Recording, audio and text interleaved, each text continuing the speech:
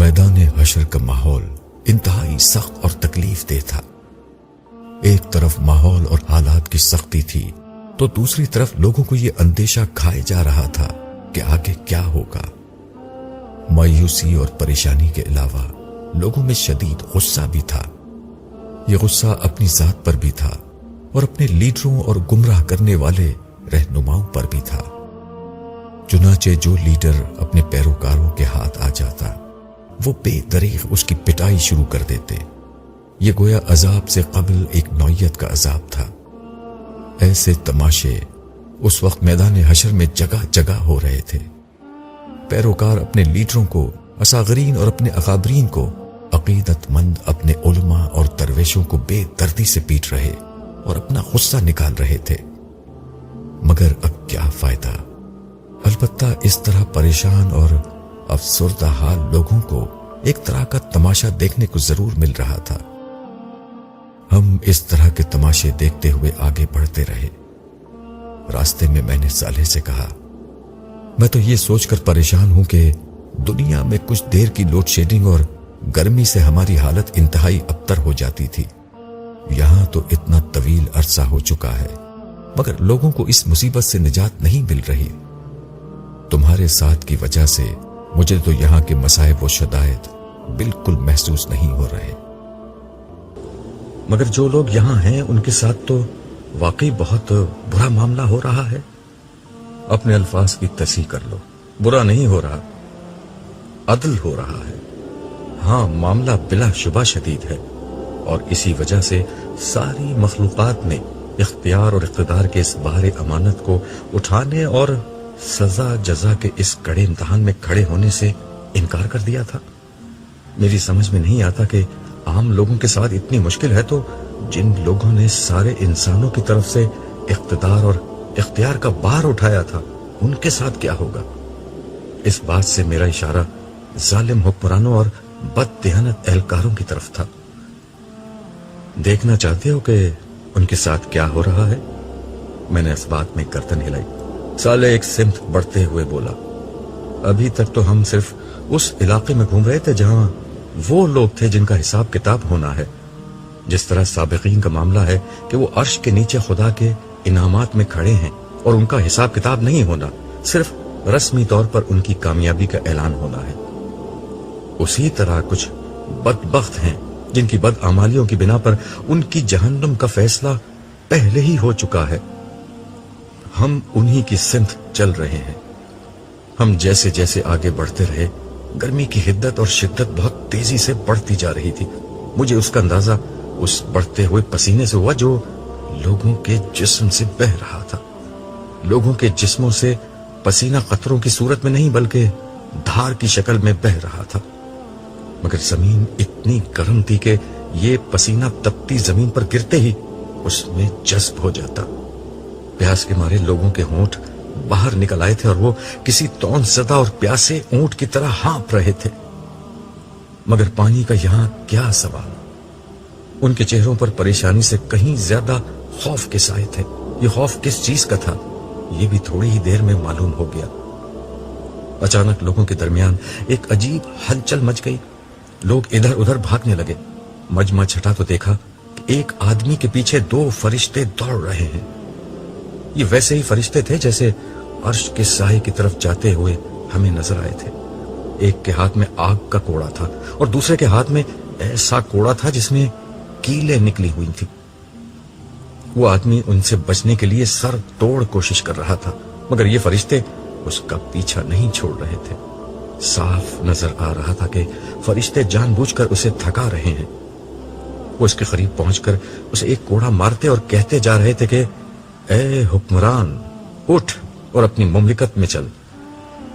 کوڑا پڑتے ہی وہ شخص چیختا چلاتا گرتا پڑتا بھاگنے لگتا، پھر وہ فرشتے اس کے پیچھے دوڑنے لگتے۔ مجھے ان موصوف کا تعارف حاصل کرنے کے لیے زیادہ انتظار نہیں کرنا پڑا۔ صالح نے خود ہی بتا دیا، یہ تمہارے ملک کے سربراہ مملکت ہیں۔ کچھ ہی دیر میں سربراہ مملکت آگ اور کیلوں والے کوڑے کھا کر زمین بوس ہو چکے تھے، جس کے بعد فرشتوں نے انہیں ایک لمبی زنجیر میں باندھنا شروع کیا، جس کی کڑیاں आग में दहकाकर सुर्ख की गई थीं। सरबराह मुमलिकत बेबसी से तड़प रहे और रहम की फरियाद कर रहे थे, मगर उन फरिश्तों को क्या मालूम था कि रहम क्या होता है। वो बेदर्दी से उन्हें बांधते रहे। जब उनका पूरा जिस्म जंजीरों से जकड़ गया तो इतने में कुछ और फरिश्ते आ गए।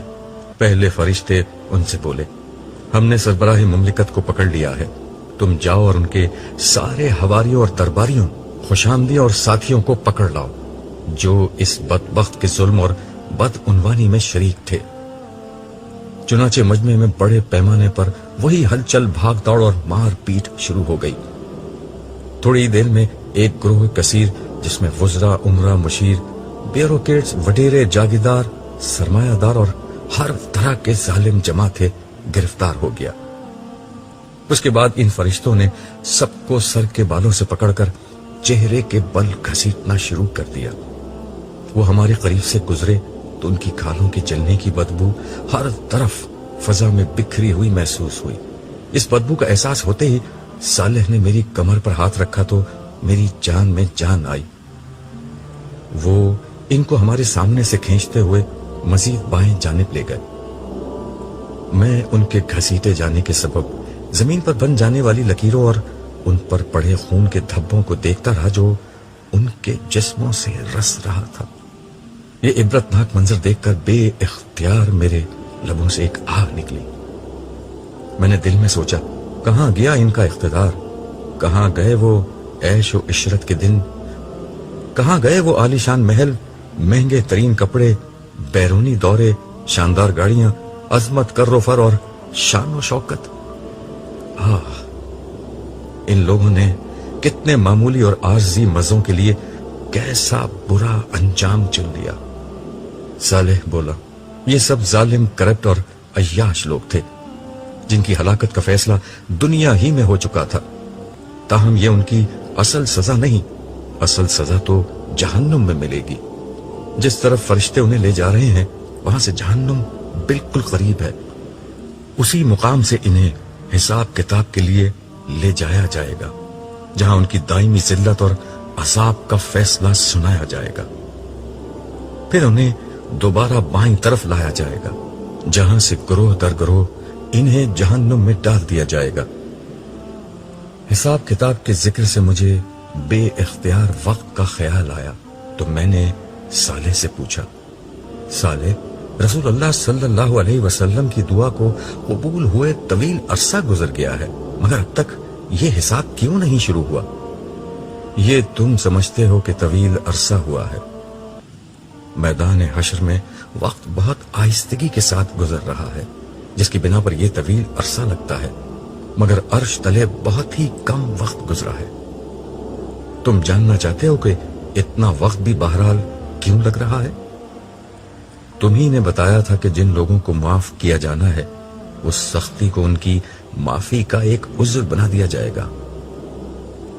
हाँ, ये एक वजह है, मगर दूसरी वजह लोगों को ये एहसास दिलाना है कि यहां सारा इख्तियार अल्लाह के हाथ में है।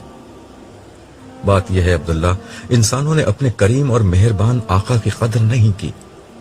आज वो आका लोगों को ये एहसास दिला रहा है कि इंसान किस दर्जे में उसके मोहताज और उसके सामने बेवकत है।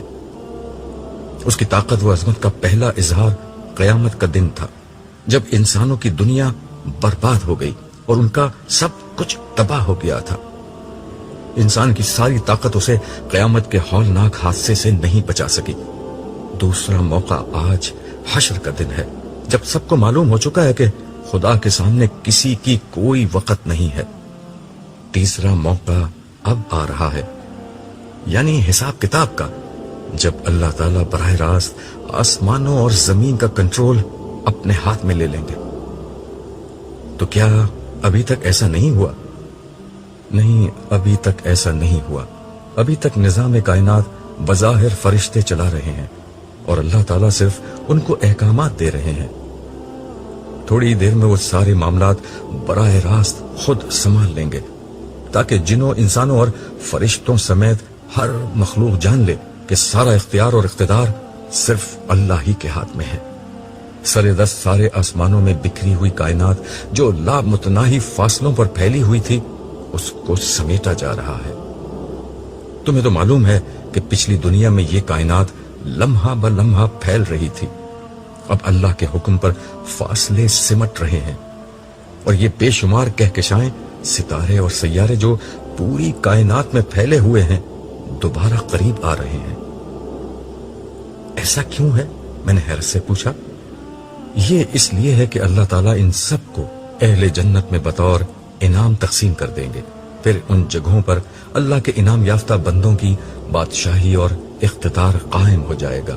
कायनात को वापस समेटने का अमल ही वो चीज है जिसे कुरान करीम ने आसमानों को खुदा के दाहिने हाथ पर लिपेट लेने से ताबीर किया है। फिर सालेह ने आसमान की तरफ नजर की। उसकी पैरवी में मैंने भी ऊपर देखा। सूरज बदस्तूर दहक रहा था। मैंने पहली दफा ये बात नोट की कि चांद भी सूरज के करीब मौजूद था, मगर वो बेनूर हो चुका था और बहुत आहिस्तगी के साथ सूरज की तरफ बढ़ रहा था। ये देखकर साले ने कहा, आज आसमान और जमीन बदलकर कुछ से कुछ हो चुके हैं। जमीन फूलकर बहुत बड़ी हो चुकी है और यूं उसके रकबे में कई गुना इजाफा हो चुका है। मुझे याद है कि जमीन का कतर 25,000 किलोमीटर था, मगर अब इसमें कई गुना इजाफा हो चुका है। साथ ही ये जमीन अब इससे कहीं ज्यादा हसीन और खूबसूरत है जितनी पहले थी। इसराफील ने 2 दफा सूर फूंका था। पहली दफा सब कुछ तबाह हो गया था, जबकि दूसरे सूर पर इंसानों को जिंदा कर दिया गया। इन दोनों के बीच में अल्लाह ताला के हुक्म से जमीन बड़ी हुई और फरिश्तों ने इस पर अहले जन्नत के लिए आला तरीन घर, महलात, बागात और उनके सुकून और तफरी के लिए बेहतरीन चीजें और तुम्हारे लिए नाकाबिल तसव्वुर हद तक हसीन एक नई दुनिया बना दी है। हर जन्नती को उसका घर इसी जमीन में दिया जाएगा और उसे रहने बसने के लिए बड़े बड़े रकबे दिए जाएंगे। जमीन के वस्त में दहकते हुए आतिशफशाओं और खौलते पानी के चश्मों के दरमियान में अहले जहन्नुम का ठिकाना होगा। मैंने उसकी बात का खुलासा करते हुए कहा, तुमने जो कुछ कहा है कुरान करीम के बयानात से मुझे इसका पहले ही अंदाजा था। कुरान करीम के बयान से यह मालूम होता है कि जमीन के वारिस खुदा के नेक बंदे होंगे और सतह जमीन जन्नत में बदल दी जाएगी, जहां अहले जन्नत का ठिकाना होगा। जमीन के बीच में अहले जहन्नुम होंगे, जबकि आसमानों में मौजूद सितारे और कहकशाएं बतौर इनाम वो बादशाही अहले जन्नत में तकसीम होंगे। वैसे उनमें क्या होगा, उसकी तफसील दरबार वाले दिन सामने आएगी। दरबार वाली बात याद है ना? हाँ, तुमने बताया था कि हिसाब किताब के बाद अहले जन्नत की अल्लाह ताला के साथ जो नशस्त होगी उसका नाम दरबार है।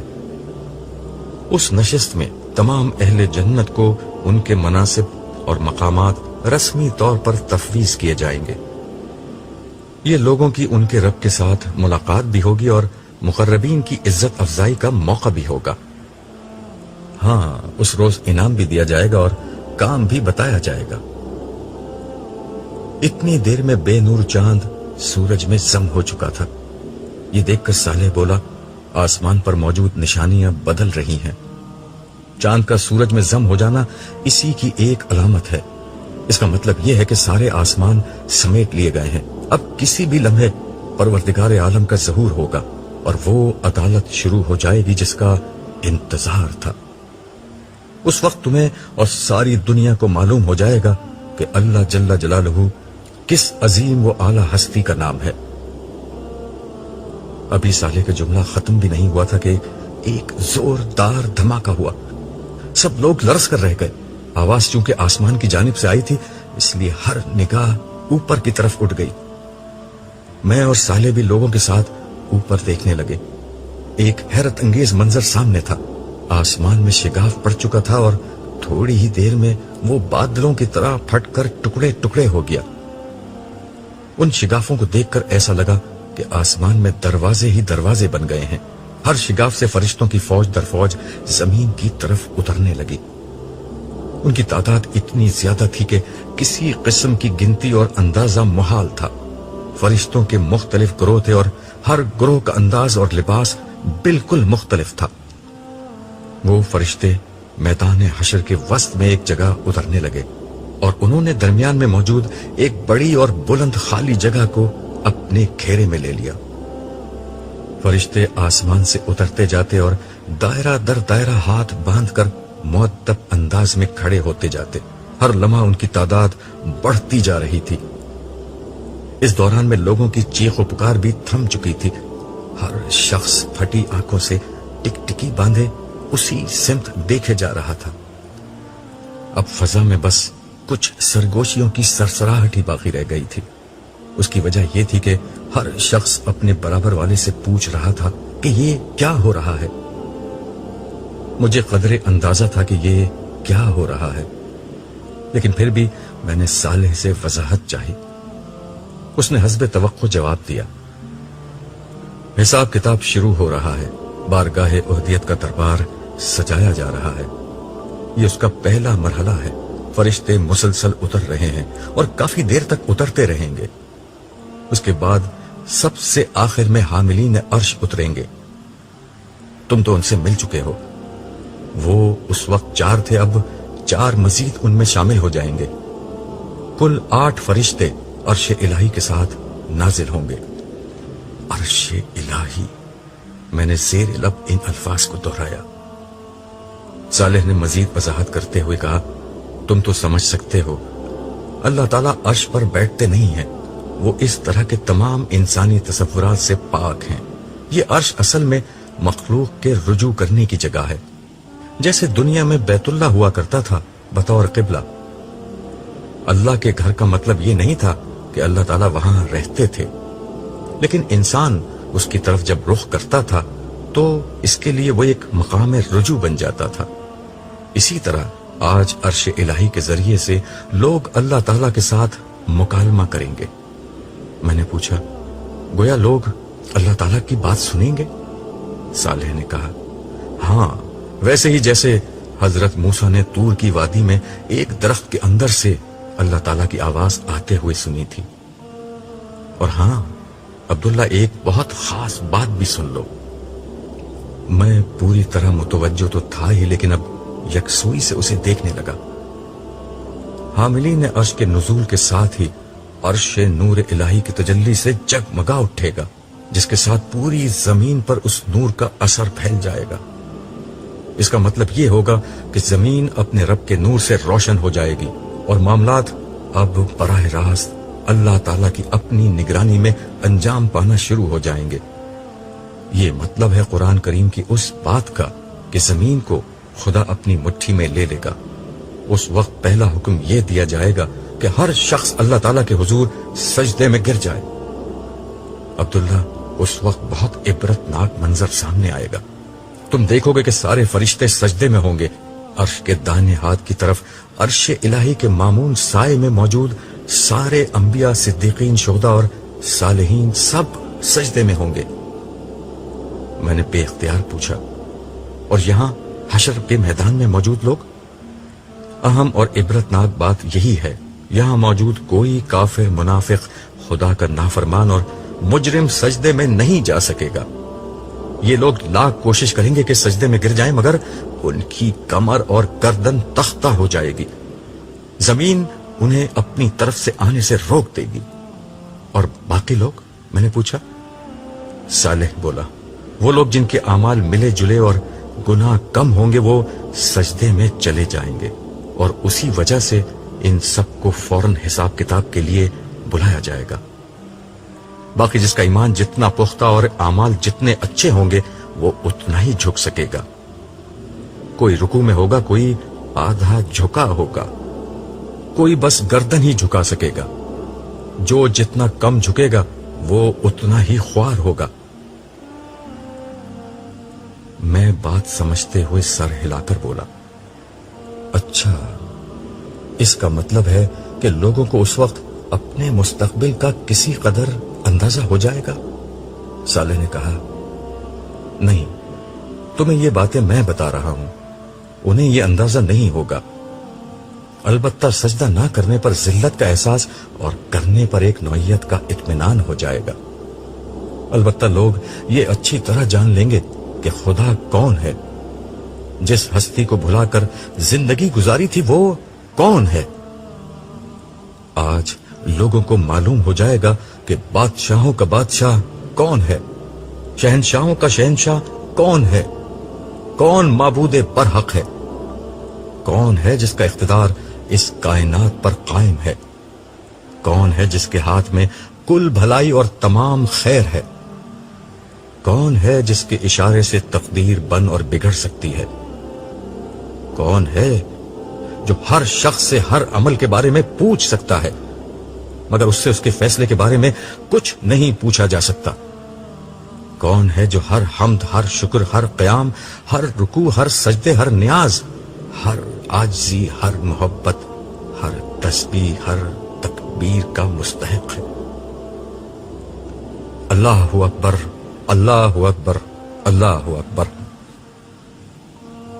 یہ الفاظ کہتے ہوئے صالح کے جسم پر ایک لرزہ طاری ہو گیا اور آخری اللہ اکبر کہتے ہوئے وہ سجدے میں گر گیا۔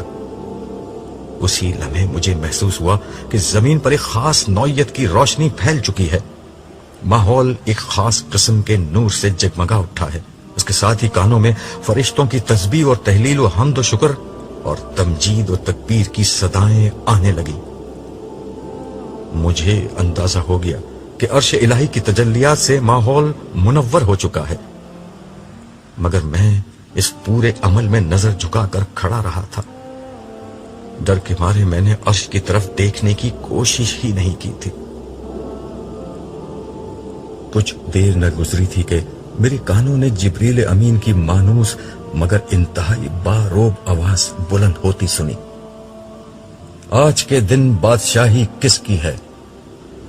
جواب میں سارے فرشتے پکار اٹھے، تنہا غالب رہنے والے اللہ کی۔ جبریل امین یہ سوال بار بار دہراتے اور ہر بار فرشتے با آواز بلند یہی جواب دیتے۔ اس عمل نے میدان حشر میں ایسا حشر برپا کر دیا کہ دل لرزنے لگے۔ آخرکار ایک صدا بلند ہوئی، اور رحمان کے بندے کہاں ہیں؟ پروردگار عالم کے غلام کہاں ہیں؟ اللہ جل جلالہ کو اپنا معبود، اپنا بادشاہ اور اپنا رب ماننے والے کہاں ہیں؟ وہ جہاں بھی ہیں خداوند سارے جہاں کے رب کے حضور سجدہ ریز ہو جائیں۔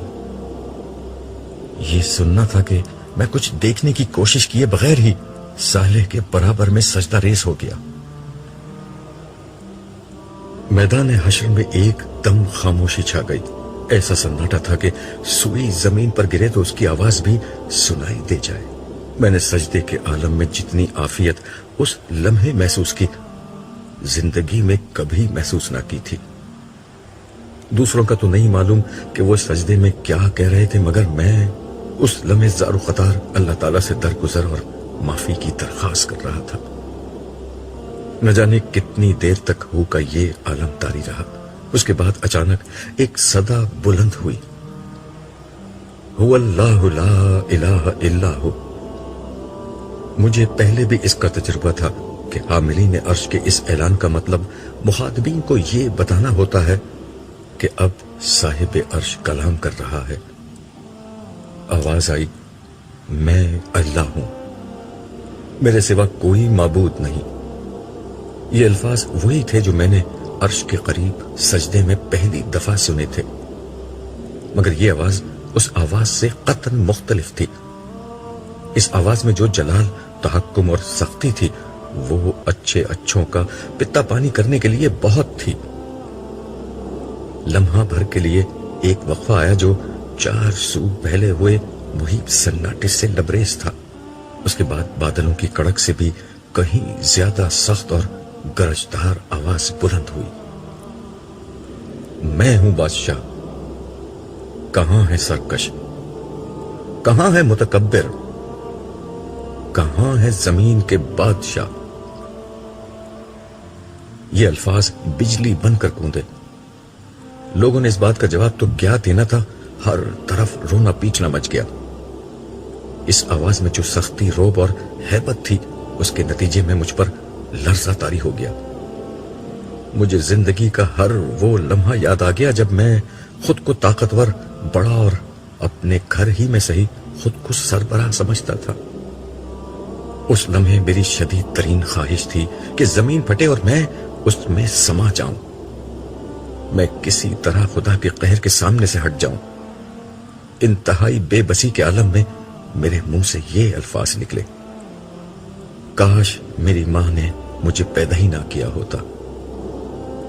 اس کے ساتھ ہی میرے دل و دماغ نے میرا ساتھ چھوڑ دیا اور میں بے ہوش ہو کر زمین پر گر گیا.